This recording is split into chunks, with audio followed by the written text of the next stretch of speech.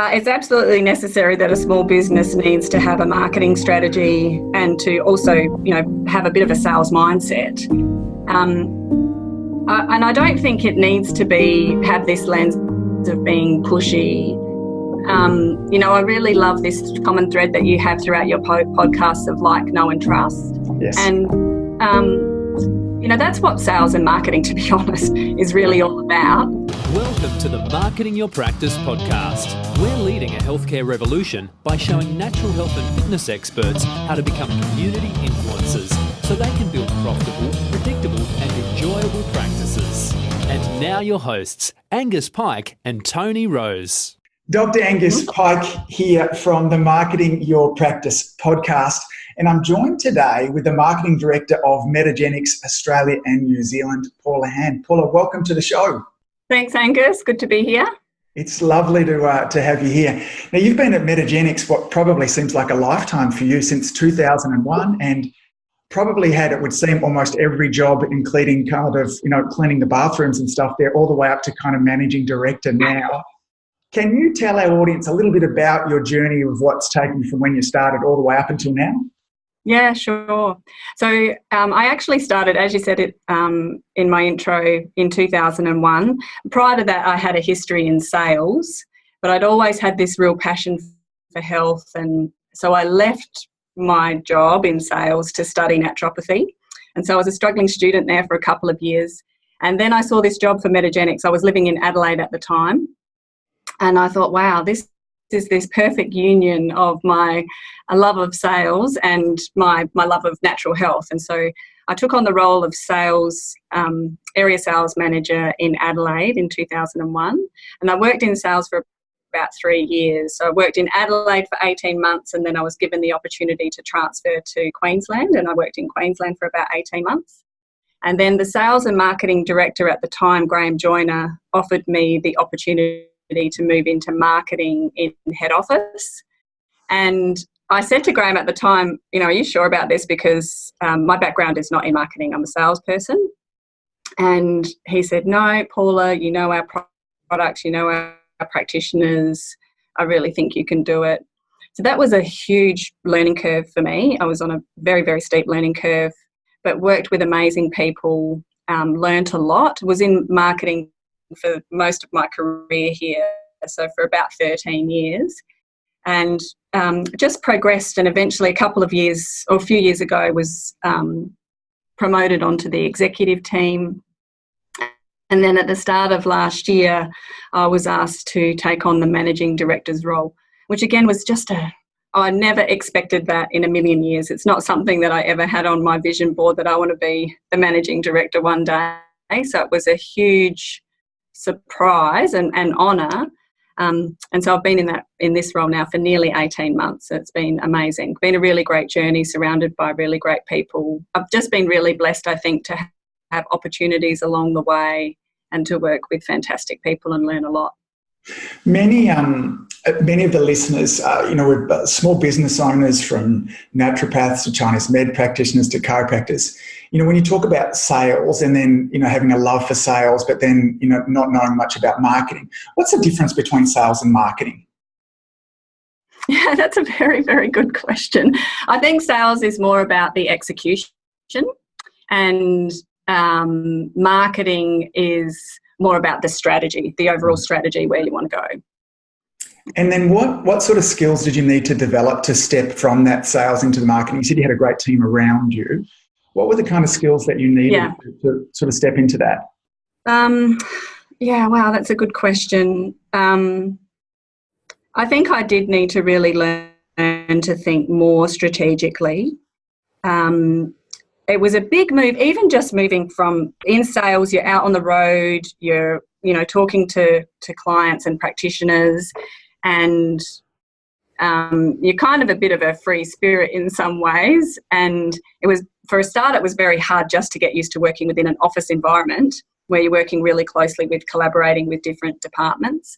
I think in marketing, the other thing that's really important is that sales and marketing should work hand in glove anyway. It should be very, very tight relationship. But in marketing, you really do need to collaborate with a lot of different departments. And so for myself, here it was around really getting to know the regulatory department, because there's obviously a lot of regulatory restrictions in what you can say in marketing, so working really closely with that team. Continuing to work really closely with sales, because they're at the coalface. They're the ones who are dealing with the practitioners. They have a huge amount of insights, and so it's about working really closely with that team as well. And then also with our technical team here at Metagenics, because again, they're the guys on the phone. They're getting a lot of feedback from practitioners, and they're also, the brains behind it all as well. So I think it was a matter of trying to draw all of those things in together as a marketer and then come up with the plans for how we were going to then execute. There tends to be, when I'm talking with kind of peers and stuff, that there tends to be a real fear in around sales and marketing for us as practitioners. We buy into this concept that if I just help people get well, that's all I need to do, and that sales and marketing is that kind of thing for people who are not good at what they do, or it's all pushy, or it's all sleazy, those kind of things there. What's your experience with that? Does sales and marketing have to be pushy? Does it have to be sleazy? What advice would you kind of give to our listeners with regards to, is it necessary that a small business be doing that? It's absolutely necessary that a small business needs to have a marketing strategy and to also, have a bit of a sales mindset. And I don't think it needs to have this lens of being pushy. I really love this common thread that you have throughout your podcasts of like, know and trust. Yes. And, that's what sales and marketing, to be honest, is really all about. Marketing is about making sure that people do actually get to know you, and that you have that authenticity. And so in sales, it's exactly the same. It's about forming trusted partnerships, and that's what we've been about at Metagenics, certainly, is having very authentic relationships and trusted partnerships with our practitioners. And for a practitioner, it should be the same with their patient, that, they're really just trying to get the very best outcome for their patients. And you shouldn't be apologetic about that when you're developing your marketing plan and when you're thinking about, your elevator script or your sales script. You kind of begin with the end in mind, which is the patient outcome. I don't think we should be apologetic about that. Yeah. I think there's never been a better time for us to be small businesses in marketing and sales. I think the internet has done some really good things in that really we've moved towards this kind of value-driven marketing. And so if you're really scared and fearful of anything being sales and pushy, then good, because I think you really ought to be. But really, if you can be just sharing information that gets your audience one step closer to the health outcome that they want, and, this concept of influence that Cialdini talks about, of reciprocity, just do lots of nice things for the people in your community, really help them. And I don't have to get into kind of woo-woo type sort of stuff, but that'll, it's a law of influence. That's what kind of happens when we help people. And Metagenics is stunning at that. There's not a tech support team around the world in another industry that I like calling like the Metagenics team. It's like, I need some more information on omega-3. I'm putting a workshop together. Yeah. You point me in the direction of some articles? Yes, I'll email them to you this afternoon. That's marketing. Absolutely, Angus. And I think it's about, one of the things that we really talk about here is being very, very customer focused. Everything is about the customer. And so that, technical team is a huge investment, but it's about having that resource available for practitioners to be able to call if they have a difficult case. If there's, a patient comes in with a condition that you've just never heard of, you've got a team there that can research that condition for you. If they come in with a list of, all these pharmaceuticals that they're taking, you can contact the tech team and go, wow, I don't know where to start with this patient. I don't know about contraindications. You've got a team there that can help you. But it's about always approaching it from a customer-centred approach. And for practitioners, it would be that patient-centred approach. And if you approach your sales and marketing plan from what is going to be the best thing for my patient, then you will win every time. Yeah. I think for me, it took a long time for me to get my head around this because I had a really bad relationship with marketing and sales for a long time until I made the distinction between influence and manipulation, where manipulation was me trying to get somebody to do something. It might have been good for me, but probably wasn't good for them. Whereas influence to me was trying to get a good result for somebody that might have also served me and my business at the same time, where it was a win-win type sort of relationship. Yeah. So, yeah, that's exactly right. Yeah. In your time at Metagenics, one of the big things that you helped to do was oversee the launch of, a couple of public type sort of ethical nutrients, inner health, those kind of things there too, which I got to imagine had probably multi-million-dollar budgets, well beyond what we would have as kind of practitioners. What did you learn then as far as kind of marketing go and expanding out to something as big? What did you learn from that might be helpful for us as small businesses?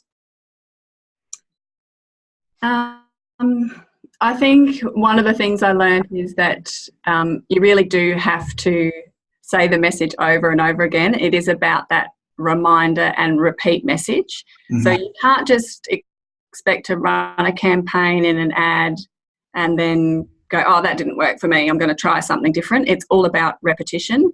I think that a customer now has to see something 9 or 10 times before they potentially act on something.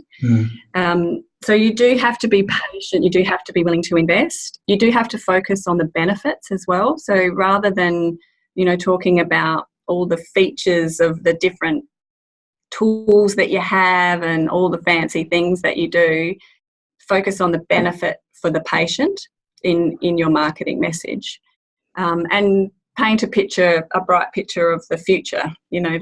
Like it's got to be kind of aspirational that, yes, if I take this product or if I go and see this practitioner, my life is going to be better by doing that. I think we see on Facebook now with some of the recent statistics that came out, on average, I think it took around 43 days from somebody to go from being completely unaware of who you were online to the stage they were happy making a purchasing decision. Or in our case, that's getting on the phone, making an appointment. So we need to be consistent with these things. It doesn't, we're seeing great results with, people just spending $1 a day hitting the boost button, providing a piece of content that's helpful to their audience, hit the boost button, spend $1 a day, but just do that consistent. Like if you commit to that over the year, I mean, it's a grand total of $365. It's not a lot of money, but it gives that chance, as we talked about before, for people to kind of know, like, and trust you. So you really do have to be in their face all the time, and you do need to test things and review them. So try to measure it and try to review what's working and what's not, and then tweak it and change it and test something different. So even if you only do something very small, but you should definitely do it consistently, but see if you can work out a way for you to be able to measure that message or that marketing campaign that you're doing, so that you can go, okay, that worked, but maybe if I just change this wording, or if I just tweak it a little bit, it might work better, and test that. So that's the other thing, is just reviewing and measuring and then testing again. How's a company as big as Metagenics gone about with the multi-platforms at the moment? So there's online, in your case, there's television, and then there's social media platforms. How do you go with saying, okay, this came from our social media campaign, or this came from our television campaign, given that so many times people bounce around, they see an ad, they head to social media, they head to your website. How do you go with attribution? I know it's one of the challenges that we have here, is that something tends to be, over that 43 days, multimodal. It's hard to know what's getting results. Yeah, it is. And you do have to invest in doing that. It is very difficult, Angus, and you do end up spending a lot of marketing dollars and not really knowing exactly what proportion of that is working. And that's part of marketing that you just kind of have to put up with to an extent. But we can do market research, more on the retail side of the business. We can do market research and find out how people are really finding out about our products. Online is certainly much easier, like a journey. We don't sell products online, and so that is much more challenging for us. We just have to measure engagement and time on page and things like that. But it's very difficult. We can't actually measure whether someone has then gone into a pharmacy and bought one of our products based on their engagement online. I know almost for us, we've got to the stage where, because there are so many different channels there, to an extent, the thing that we want to kind of look at the end of each month is, we spent $50, insert whatever it was, and we ended up with 1, 2, 3, 4, 5 patients from that, and we know that each patient is worth this amount. And is the amount that we're spending ultimately hopefully a lot less than we're bringing in? Yeah. If it is, then we're confident to step forwards and make little tweaks and then, check against that next month. But sometimes, I know for the people that we're talking to, just to keep it really simple. Yes. And if that was if you're not seeing at least that happening, then making some changes is a good idea there also. So. Yeah. I mean, I think for practitioners, even the simple thing of just asking, when a patient comes in for the first time, just having that as part of your form that they fill out to say, and many practitioners do this now. How did you hear about us? Was it online? Was it via a friend? Was it, because of the ad that I put in the local paper, whatever? Or was it just driving by? But it's important to collect that data. Just taking the time to get someone to actually start collecting that data is important. Yeah, and I think too, we have found some interesting results with this too, Paula, because we've realised that we've had to ask one more question beyond that, because people will often put down there, how did you hear about our practice? And go, website.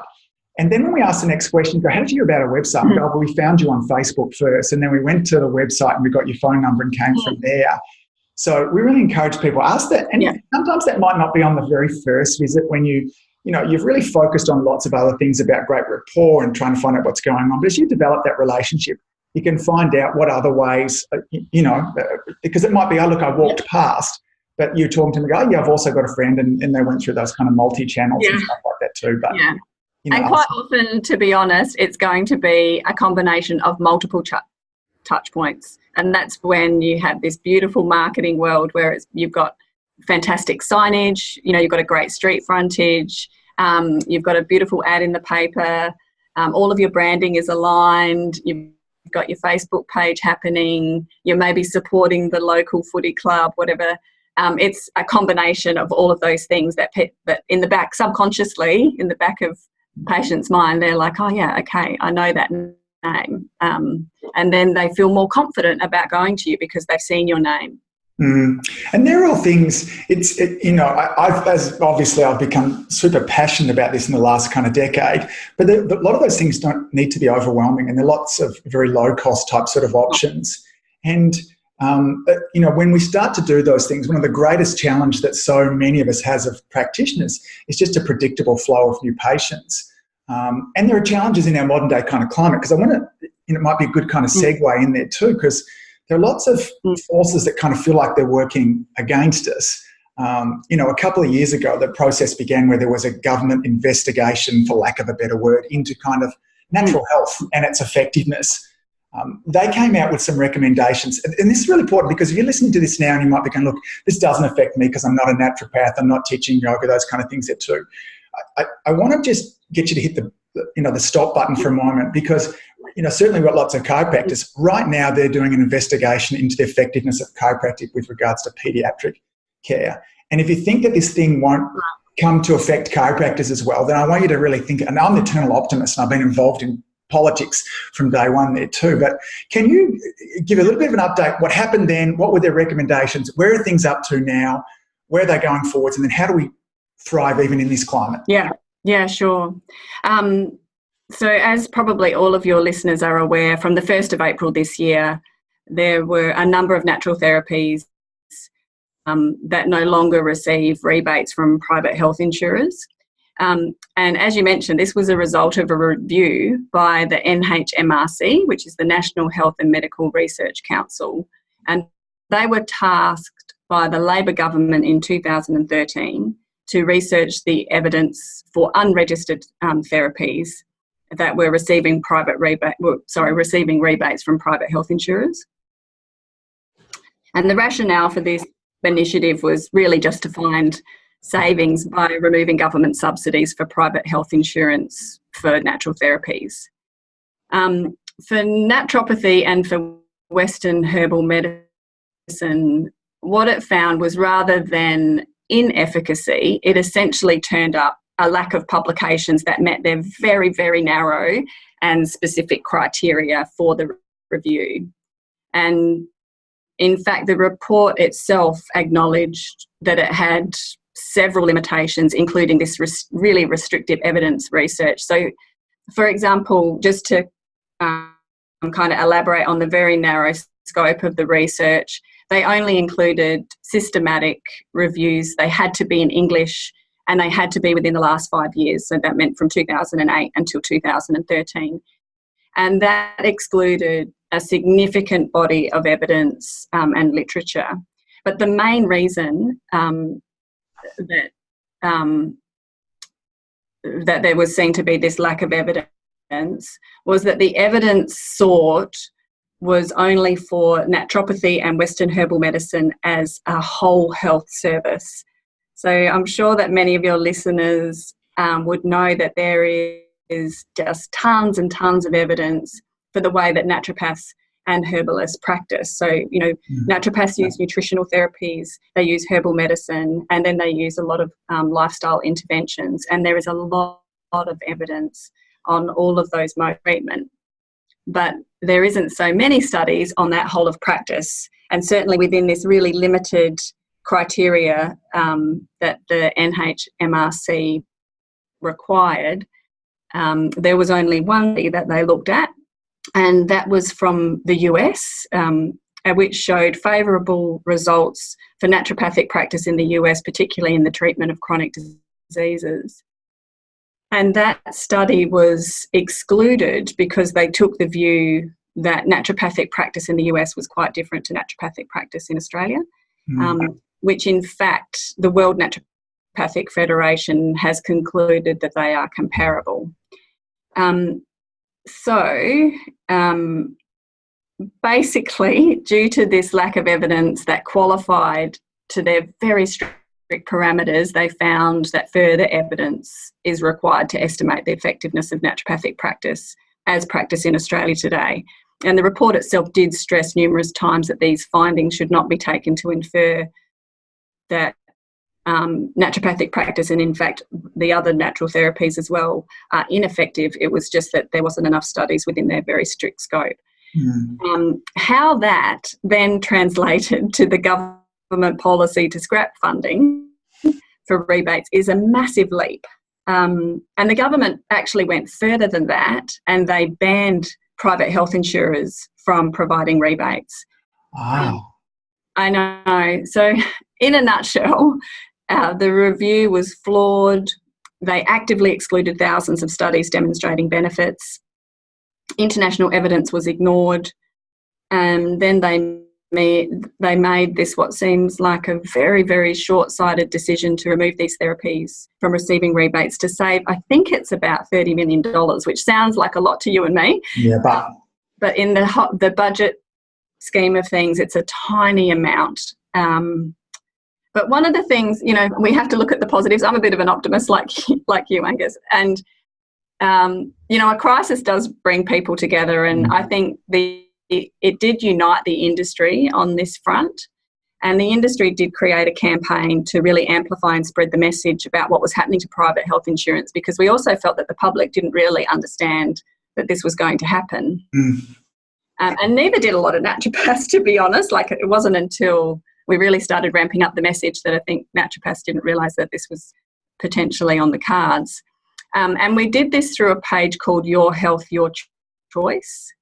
And I would encourage everyone who has an interest in protecting Australia when it comes to having a right to choosing our own healthcare, follow this page, because it really does follow, you know, some of the policies and decisions that are happening that could have an impact on our right to choose our own healthcare.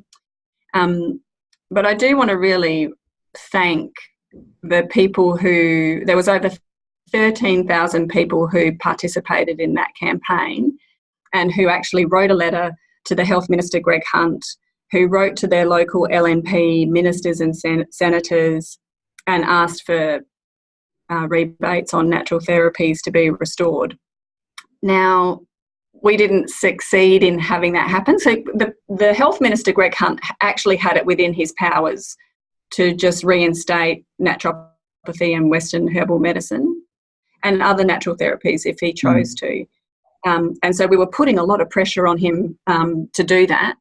And I think that the industry really did a fantastic job in getting together and putting a huge amount of pressure on the government around this issue, We didn't succeed in having him reverse that decision, but what we did succeed in is that he announced a $2 million updated review, and they're going to actually re-examine the therapies which should be eligible for subsidy through private health insurance rebates. And they're also looking at removing natural therapies from that banned list. Mm-hmm.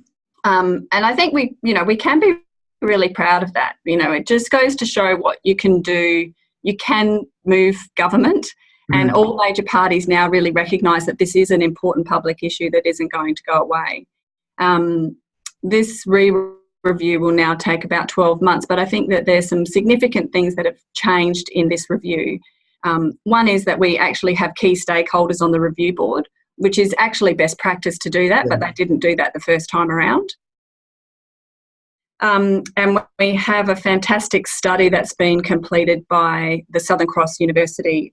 This is a world first systematic scoping study. It's conducted by Professor Stephen Myers and his colleague Vanessa Vigar, and it was published earlier this year in February, and that is actually on naturopathic whole practice, and its findings are very positive as far as naturopathic medicine really being beneficial for a wide range of chronic diseases.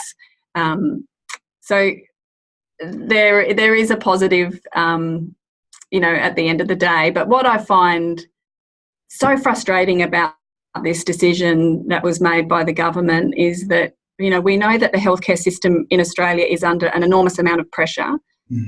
63% of Australia's disease burden is chronic disease, and 87% of deaths in Australia today are caused by chronic disease.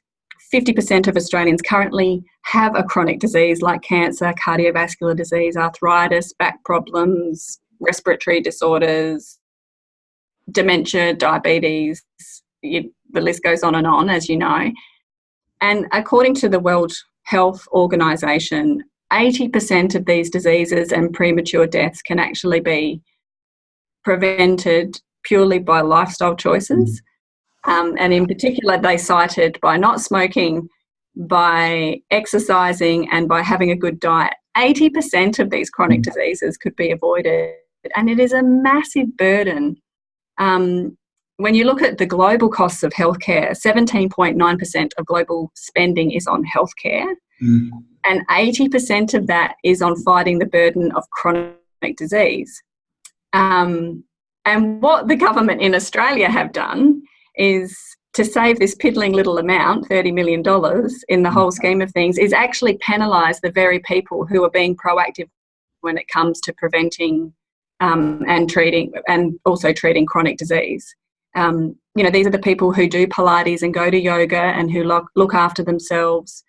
We know that 44% of Australians see a natural healthcare practitioner to help manage chronic disease. Naturopaths are in the top 4, along with chiropractors and massage therapists and acupuncturists. And we should actually be rewarding these people for being proactive in their health rather than penalising them.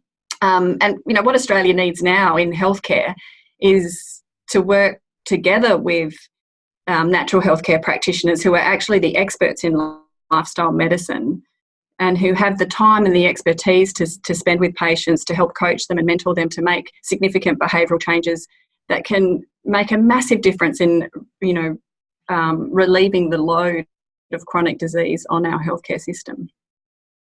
As you mentioned, the people most perfectly positioned to make these changes, I think, certainly my understanding is, our general practitioners, certainly here in Australia, they're just not equipped to give that lifestyle advice. They don't have the training in many cases. They're wonderfully trained in pharmaceutical care, but when it comes to lifestyle advice, that kind of care, they're often the first to admit that they're not positioned to do that too. So I wonder this. So as far as, our audience at the moment now, helping to support things, are there things that they can do now? So you mentioned the Your Health, Your Choice. That's a website or a Facebook page?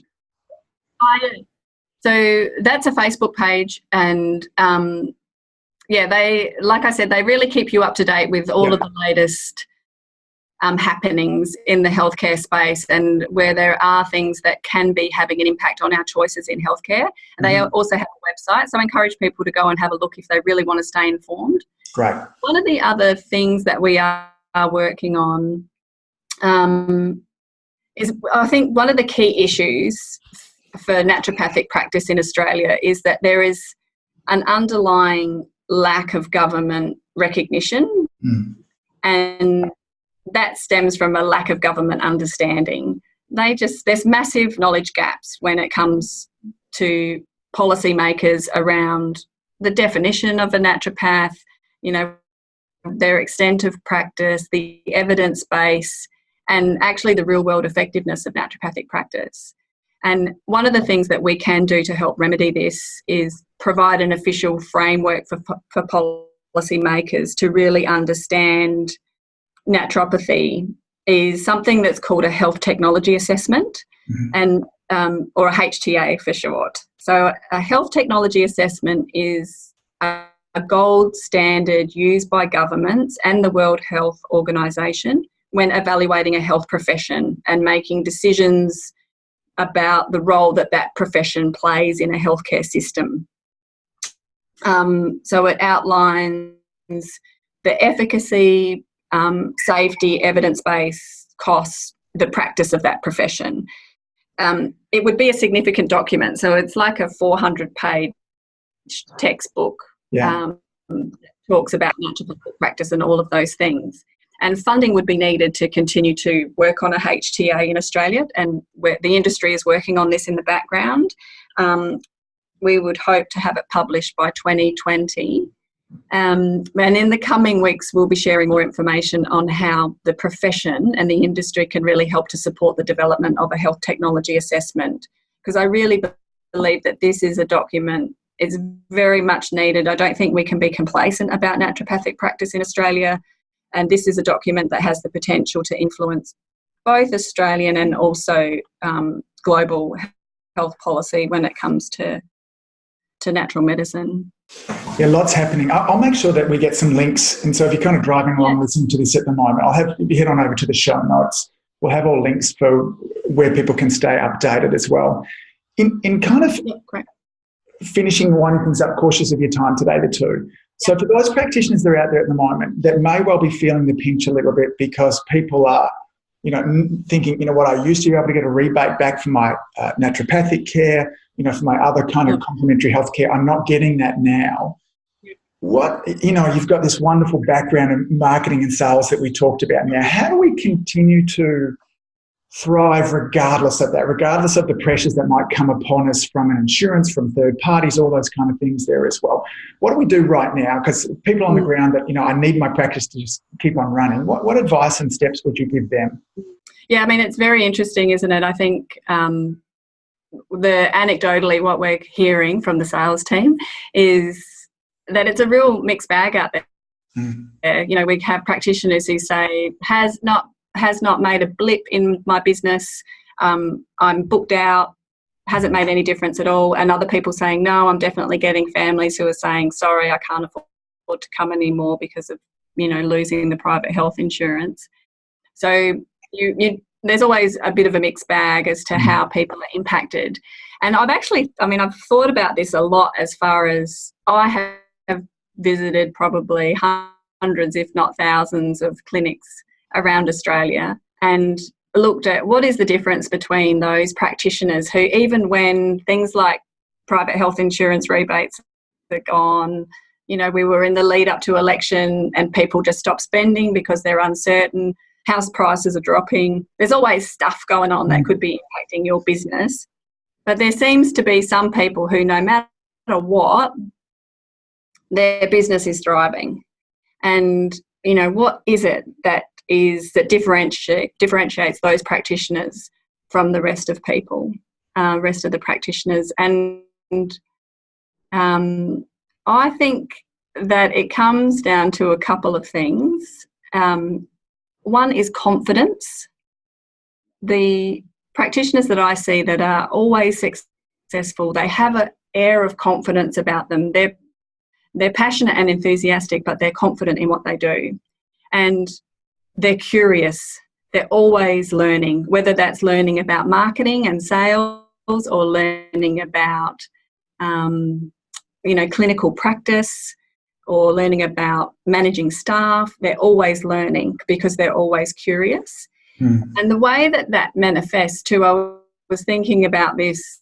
I was listening to your podcast with Damien Christoph. I've known Damien for a long, long time, and he's an amazing practitioner, an amazing speaker, and he was giving a great podcast on how to drive your business doing seminars and presentations. And I thought, this stuff is just gold for practitioners. But I wonder how many of your listeners, when they're listening to that podcast, are actually actively listening. Like, that is, are they sitting down with a pen and paper and writing down all those nuggets of gold that Damien had? Or are they driving along listening to it, which is good, like you're still learning. But unless you actually take the time to sit down, that's fine, listen to it in the car. But then if you think, wow, this guy's really got something here that I think I can use in my practice, then set aside the time in your diary to go, I'm going to listen to that, actively listen and make notes about the nuggets that Damien has shared. And then I'm going to plan how I'm going to do my own presentations and seminars. And then I'm actually going to act and I'm going to do it. And I just wonder how many practitioners that have listened to that podcast have actually taken action. And the key word there is action. Do something. And I would suggest that it would be less than 5%. And they are 5% who are thriving because they are brave enough to do something. But the thing is that Damien, he comes across as someone, I think, who is naturally like that. He's naturally curious. He's a go-getter. He's naturally confident. He's a good presenter. Maybe he wasn't. Maybe he learnt that. But I think that sometimes you can look at those people and go, oh, wow, like they just exude confidence. I don't know if I can ever do that. That is learned behaviour. You can change. You can learn anything. And you can learn to have that amount of confidence as well. And so my advice would be to take action, do stuff. And, like we said it to earlier today, talking about marketing, have a plan, act on that plan, review it, and tweak the plan and then act again and just keep doing that. And the successful practitioners keep doing that. They have a hunger to learn. They have a growth mindset. And I honestly think I know that sounds simple, but it can be just as simple as that. Be brave enough to start something. Don't worry about getting stuff wrong and making mistakes. You'd learn from that experience. That's great. The more mistakes you make, the more you realise, okay, that's not the thing that works. This is the thing that works. And I don't think it matters what is happening in the environment around you. If you can continue to do that, you will be successful. Yeah, I think that's a beautiful piece of gold to finish with there, Paula. And it's my greatest drive is to work out what we can do to get people to be taking the next logical step in terms of moving forwards. Because information is fabulous, but without action, without us kind of taking that next step. And I totally agree with you. I mean, I think 5% was you being incredibly generous, which is depressing on one side for me, with the input that we're putting into this too. But it's okay. We all go. You're making a big difference. Well, we're not going to give up with it as well. Look, on behalf of the Marketing Your Practice podcast, I really want to thank you and in totality Metagenics for the constant contribution that you have back into us as practitioners, for the tireless work, and I've got to think of the thousands of hours that you must have put in with dealing with these regulatory changes that happened and what you will continue to do as well. So it makes an enormous difference to us on the front line, whether we deal with the people, to know that we have a company like Metagenics behind us, supporting us and having our back, because sometimes in small business, it feels very isolating there too. So on behalf of Addio Media, the Marketing Your Practice podcast, a huge thanks to Metagenics, and Paula, to you in particular too. Thanks for being so generous with us today. So any final parting words to our audience today? Look, I mean, thank you for those kind words, Angus, but I think the relationship that we have with practitioners is really a partnership, and, we can't live up to our mission of helping people live happier, healthier lives without the amazing work that you guys do. So I think that, we're all in this together, and we're stronger together. Yeah, great. Well, Paula, thanks so much for being so generous with us today.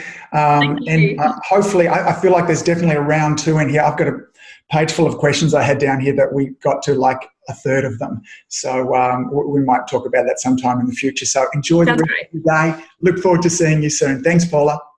Okay, bye-bye. Thank you. If you enjoyed listening to this podcast, you have to come and check out the Community Influencer Program. It's my monthly coaching program where we take all this material and I'll work one-on-one with you to apply, implement, systematise and help guide you and your practice to the next level. Now you can join me over at adiomedia.com/join. That's adiomedia.com/join. I'd love to see you in there.